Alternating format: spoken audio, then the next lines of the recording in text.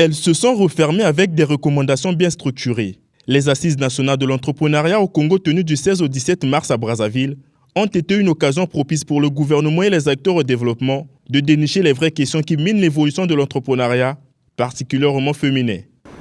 Les assises nationales de l'entrepreneuriat au Congo sont donc un lieu de réflexion pour réduire la pression fiscale sur l'entrepreneuriat.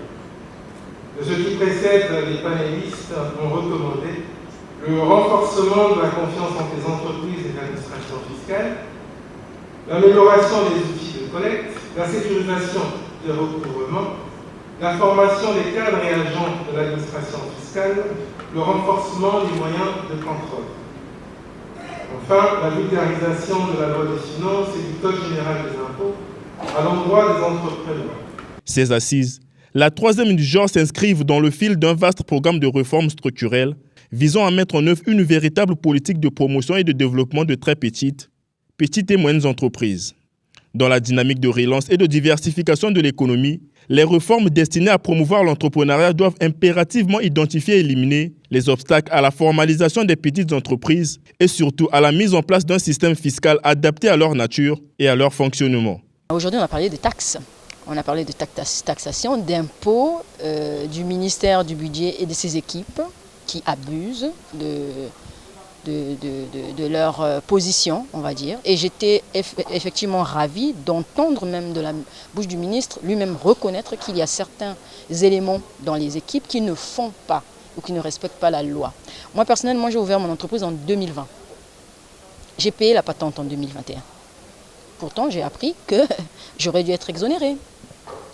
Et j'ai payé la toll, et j'ai payé je ne sais pas quoi. Sur certaines taxes, je n'ai même pas eu de reçu jusqu'à présent. Apparemment, c'était au moment où il y avait eu un débat entre la Banque postale et le Trésor. Donc, ils refusaient d'émettre des reçus ou je ne sais pas. Bref, il y a un micmac bizarre. Mais c'est heureux que le problème soit dévoilé publiquement. Parce qu'à partir du moment où tout le monde est au courant, je pense que maintenant, on va s'atteler à résoudre le problème de manière définitive.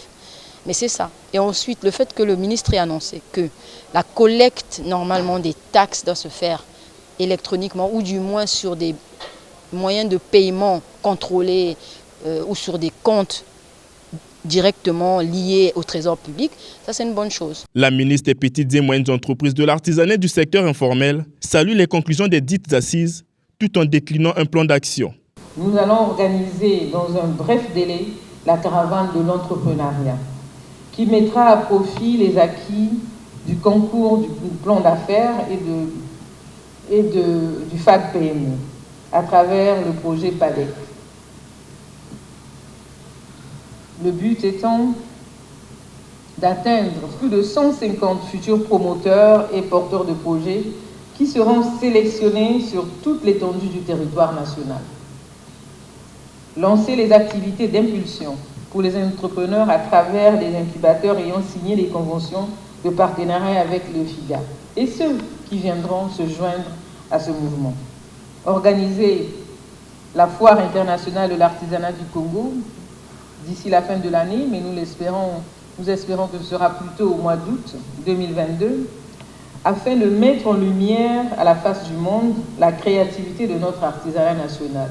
Vous allez digitaliser au plus vite l'Agence congolaise pour la création des entreprises, opérationnaliser la BSTPE, organiser la concertation publique-privée avec le secteur privé. L'organisation des assises nationales, c'est bien, mais l'applicabilité des résolutions arrêtées au cours de ces dernières pose souvent un réel problème en République du Congo. Jacqueline Lydia Mikolo rassure sans langue de bois de la volonté du gouvernement à transformer ces recommandations en actions concrètes sur le terrain. C'était au cours d'une conférence de presse qu'elle a animée au soir de la cérémonie de clôture.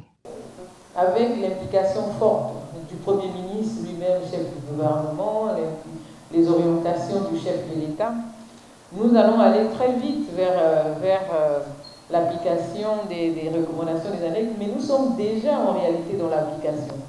Nous avons même pris le devant, on va le dire tout à l'heure.